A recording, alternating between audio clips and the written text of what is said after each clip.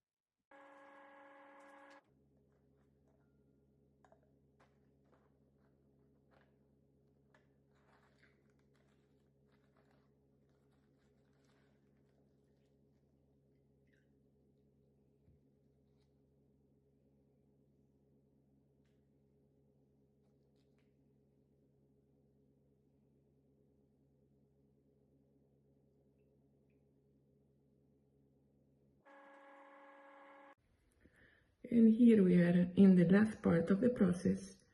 We see that it's still draining a little bit, and I managed to take some out. I don't know if you can appreciate the little pieces there, and the color, of course. Here is some more. So we'll scrape this, and when this is ready, I would like for you to have a look at this gold color. Once it is completely dry, we'll go back to square one, put the pigment back in mortar and pestle, grind it, and then it depends on what type of mordant we'll use. We'll be able to create acrylics, wash, watercolor, oil painting. So I hope this has been helpful, and I hope to see you next time.